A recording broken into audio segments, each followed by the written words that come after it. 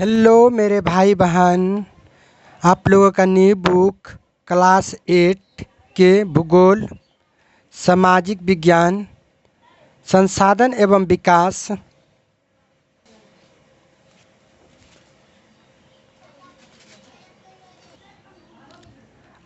अध्याय 3 कृषि जिसको कल्चर बोलते हैं।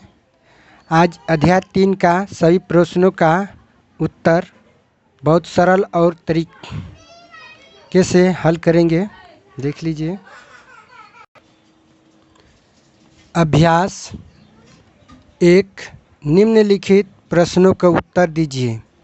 एक का एक समझेंगे। कहता है कि एक में कृषि क्या है।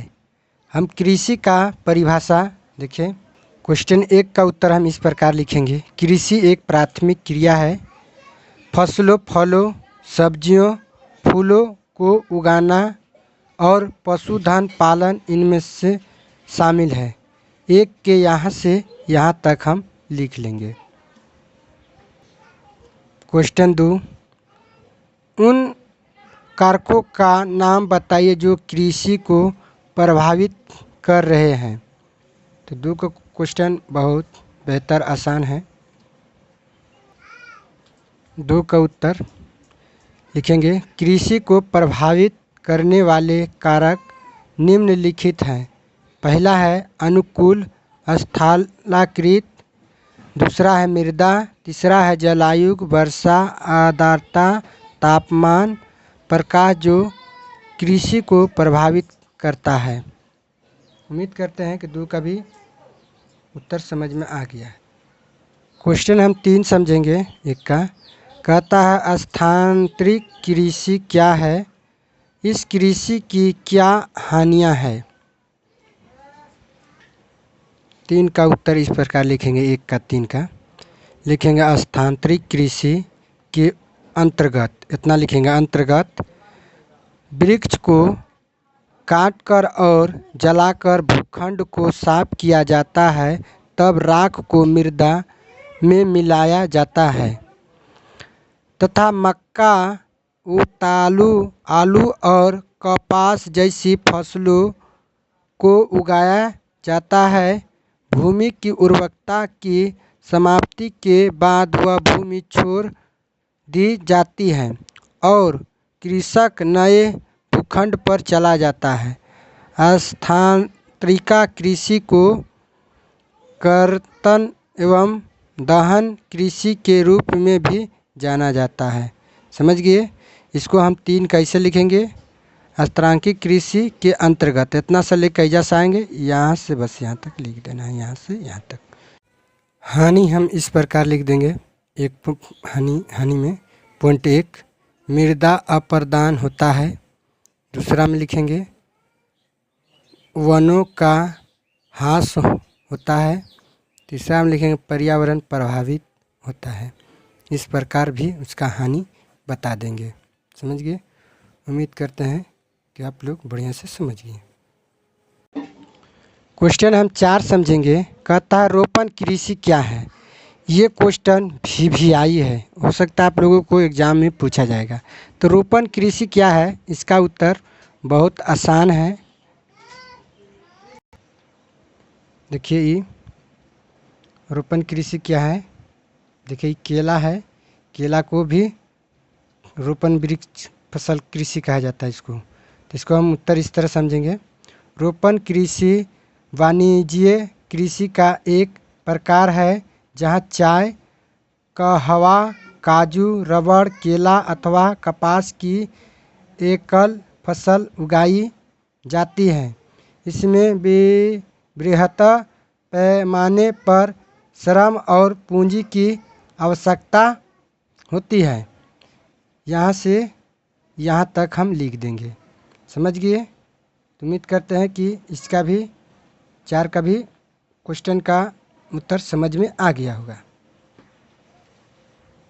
क्वेश्चन हम 5 समझेंगे। सरकार किसानों को कृषि के विकास में किस प्रकार मदद करती है, इसका भी हम उत्तर 5 का उत्तर इस प्रकार लिखेंगे। देखिए 1 में सरकार द्वारा किसानों के बिखरे खेतों को चेकबंदी द्वारा स्थान पर एकत्रित किया गया है। दूसरा में लिखेंगे पॉइंट में, सरकार किसानों को उर्वरकों, कृषि उपकरणों तथा कीटनाशकों के लिए आर्थिक सहायता प्रदान करती है। तीसरा पॉइंट में लिखेंगे, किसानों को उच्च उपज देने वाले बीज तथा उर्वरक आदि उपलब्ध कराकर उत्पादन बढ़ाने में सहायता करती है।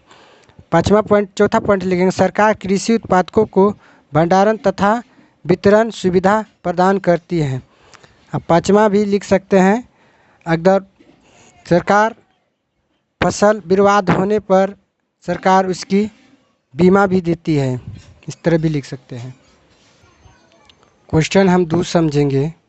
कहता सही उत्तर को चिन्हित कीजिए। कहता उद्यान कृषि का अर्थ क्या होता है? उद्यान कृषि का अर्थ होता है फलों एवं सब्जियों को उगाना। एक का गो आंसर हो जाएगा। कहता सुनहरा रेशा से पर अभिप्रवाह क्या है? तो इसका हो जाता है आंसर पटसन, मतलब सन को उपजाने वाला पटसन। समझ गया? उसी तरह हम देखेंगे कॉफ़ी का प्रमुख उत्पादन तो कहाँ होता है? तो ब्राज़ील में। देख सकते हैं यहाँ पर कहता ब्राज़ील में कॉफ़ी का अग्रणी उत्पादक है। समझ गए? क्वेश्चन 3 समझेंगे, कारण बताइए। कहता है 3 का 1, भारत में कृषि एक प्राथमिक क्रिया है। इसका भी उत्तर देखिए हम इस प्रकार देंगे। 3 का क्वेश्चन का उत्तर हम इस प्रकार लिखेंगे। कहता भारत की कृषि एक प्राथमिक क्रिया है क्योंकि इसमें प्राकृतिक संसाधनों का सीधे तौर पर उपयोग किया जाता है, जैसे कि भूमि, पानी और फसलें। यह प्राथमिकता क्रिया है क्योंकि यह भोजन उद्योग के लिए कच्चा माल और रोजगार प्रदान करती है। उम्मीद करते हैं कि 3 का भी क्वेश्चन का उत्तर आपको समझ में आ गया होगा।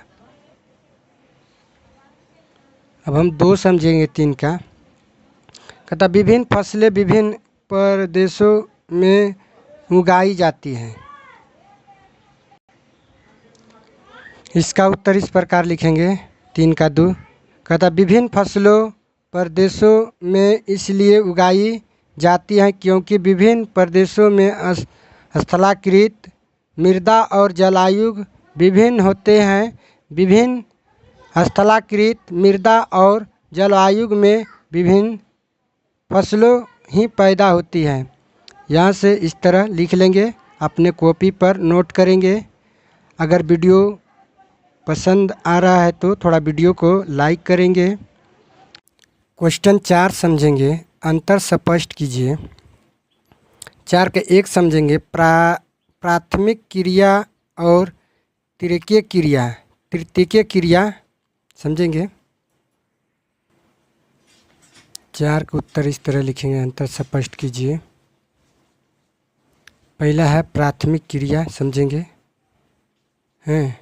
प्राथमिक क्रिया में पहले 1 में कहा है जिन क्रियाओं का संबंध प्राकृतिक संबंधों, उत्पादनों और निष्कर्षणों से होता है। दूसरा तृतीय क्रिया में क्या है, जिन क्रियाओं का संबंध प्राथमिक और द्वितीय क्रियाओं के सेवा द्वारा सहयोग प्रदान करना होता है।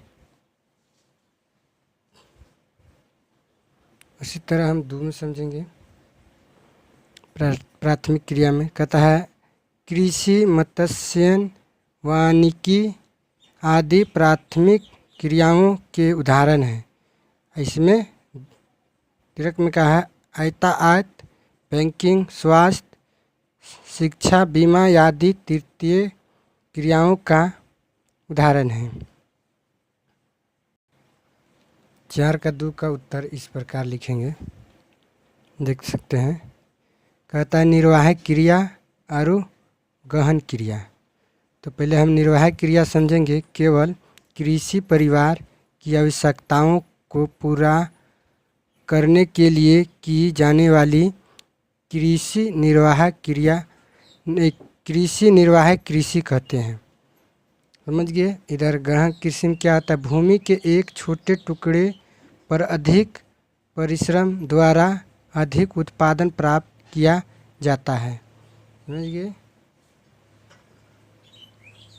उसी प्रकार इधर भी देखेंगे 2 नंबर में, निर्वाहन कृषि को अंतर्गत एक वर्ष में केवल एक ही फसल उगाई जाती है।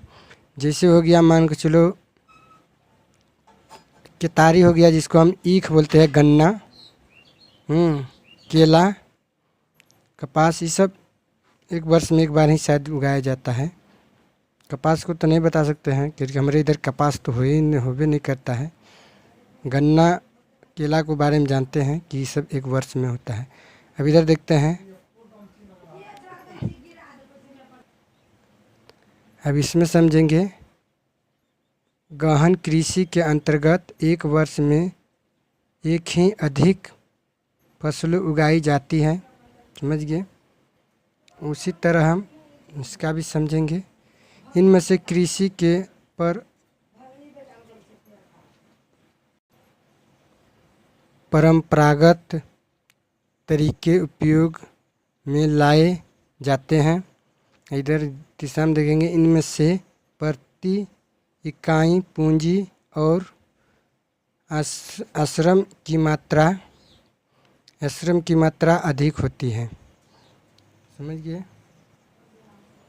क्वेश्चन 5 क्रिया, ये आप अपने से समझेंगे। बाज़ार में उपलब्ध गेहूँ, चावल, ये सब, बाजरा, ये सब समझेंगे, अपने से लिखेंगे। क्लास क्वेश्चन 6 में देखेंगे। देखिए इस तरह दिया है, शब्द पहले को लिए संकेत की मदद से हल कीजिए। देखिए ये सब है, इसको यहाँ पढ़ेंगे तो समझ में आने लगेगा। देखिए यहाँ पे कहता है बाएं से दाएं, ऊपर से नीचे। बाएं से दाएं जाना है, ऊपर से नीचे आना है। तो देखिए फसल जिनमें से सुअपवाहित, उपजाऊ मृदा, मध्यम तापमान और तेज धूप की आवश्यकता होती है। तो ये 5 है।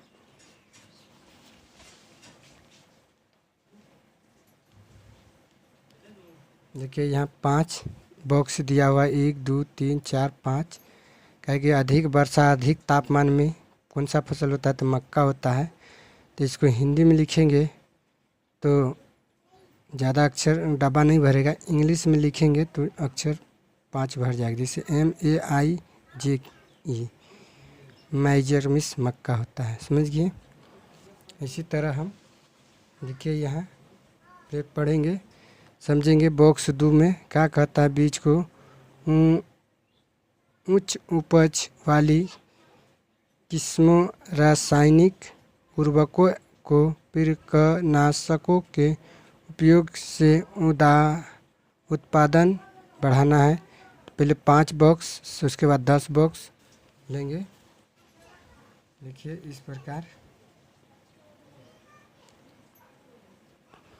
इसको 10 बॉक्स हैं, 1 2 3 4 5 6 7 8 9 10 11,